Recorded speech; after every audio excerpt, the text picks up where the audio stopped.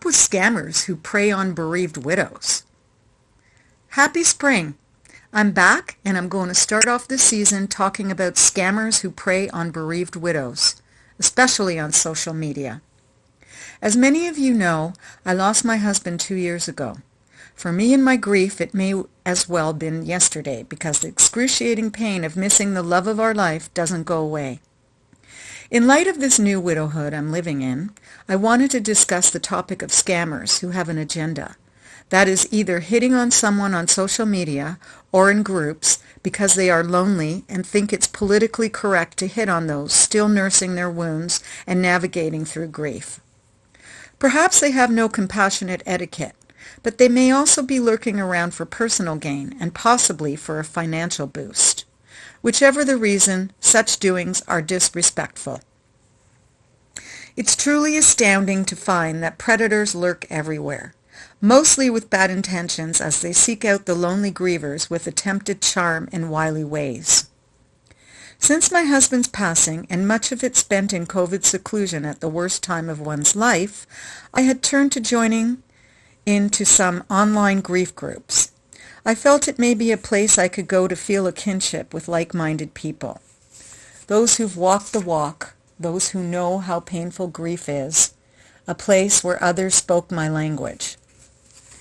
I had hoped that these groups may have been places of comfortable harbor, places to speak from the heart and listen with others.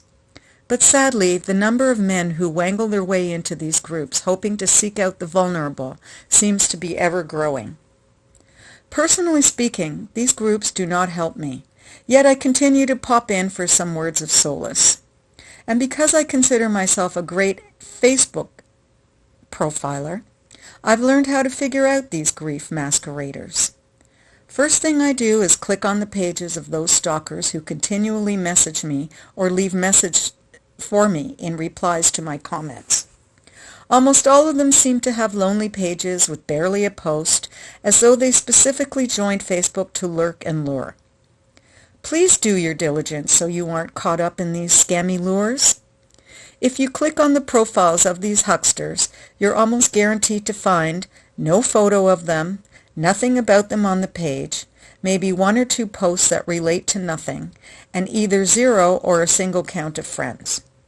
Alternatively, you may find a page that says the person is a widower, and this still doesn't make it right for them to be messaging sad widows in efforts to meet up. It's bad enough that some do this, but it's even scarier when the messenger had ill intentions, like to scam innocent grieving people for money. I get many requests, compliments, and sweet nothings from plenty of lunatics on Facebook, but these grief pages top the charts with lurkers. These places are like a magnet for loveless losers to prey on the broken-hearted. How many times on the news are we warned about scammers, yet so many still get caught in this web? It's up to us all to do our due diligence and check out first who we think we are friending and allowing into our personal circles. For many who are not tech-savvy and join social media groups, there are things we must do with diligence, starting with being aware of requests we receive. And I might add, the people who run these delicate group pages should also be more diligent when screening applicants who join these groups, or they should make these groups private. After a new member has been accepted and vetted, only then should they be able to leave comments. It only takes me a moment to figure out many profiles are bogus, robots, or that they have ill intentions. Why can't a moderator do the same? I'm a moderator in 4 different Facebook groups, and every time I get a request from someone who wants to join one of my groups, I take the time to visit the applicant's page and schmooze around to see what they post and how they would fit into my groups. Checking out their About page helps me decide if I will admit them. If all the prerequisites aren't met, I don't admit them. It's not hard to figure out how these lurkers find us. They join groups with vulnerable people and try to befriend them with sweet words. If you're like me and have all your posts on your Facebook page only visible to friends only, and you should, this is your first barrier of defense. They cannot roam on your page or see personal posts or photos, but they can still message you, and these messages predominantly go to Facebook spam messages and sit there until we delete or accept them. I think I have hundreds in mine over the years, long before I was even a widow, even with my relationship status listed as married. I don't even look anymore, other than when someone approaches me on Facebook group page and then checking my spam messages, I find them there too. But since I've joined a few grief groups, I have certainly noticed the uptick on comment replies from some strange people. When people start leaving you messages and comments to a statement you made in a group that has no relevance to the comment you made, be suspicious.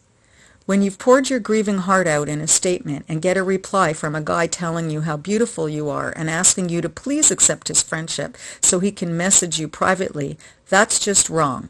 Just don't allow these types of lurkers into your private space, and please be diligent with your privacy settings. Remember, no matter how old and non-tech savvy you are, if you are curious, suspicious, or perhaps intrigued by a complimenter, please Google up that person, especially before getting personal. If you aren't tech savvy, ask a friend or a family member to help you out. I may be grieving, I may be sentimental, but I'm no dummy. As many writers spend most of their waking life on the internet, mingling in social media, we know well about lurkers, losers, hackers, and scammers. But for the many who are not internet savvy, pay attention to how you allow people into your digital life. The internet can be a dangerous place if you have no basic digital skills. So what should you look for in order to not fall vulnerable prey to these lurkers? Comment replies to your posted comments. Are they valid, or are they scamming, or maybe even going through heartache themselves? Either way, grief groups are not a dating site, and although some of the broken-hearted and lonely may be seeking companionship, hitting on women in grief group is tactless. If by chance a griever feels they are ready to progress to meeting someone, they should do so in the appropriate arenas. That is, through personal introductions, or through get-togethers, or by joining some specific online dating sites.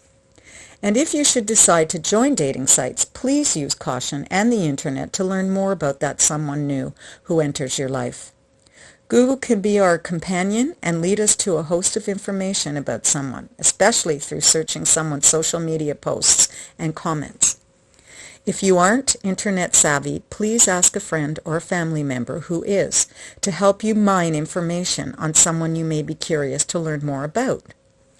You can learn a lot about a person by checking out things they say and post about on social media sites. That's the clincher here. Learn more about someone before going out into the real world and meeting or giving them any private information about you while chatting online. Beware of sob stories of those seeking financial gains, and never meet someone new anywhere except somewhere in a public place. We don't friend people we don't know from a stranger out of the blue in real life, just because they ask to befriend us. Friendships are built over time. If you meet someone in an online group that you find you have stricken up conversation with over time, or someone who is friends with someone you already know, then you may want to consider accepting them as a friend. But even then, please do your homework on that person before allowing them into your personal space. Sadly, I feel these things need to be talked about and repeated over and over until everyone understands, especially seniors. When I watch my local news and hear about another poor lonely senior who got taken for their retirement savings and more, I'm devastated for that person, and both saddened and angered that a human being could undermine another for personal gain. Sadly, it's a thing, and it's a global operation. So I felt I wanted to talk about this today. And I truly hope that if my words can help just one person, that's one less for the culprits. Thanks for listening, and please be safe out there.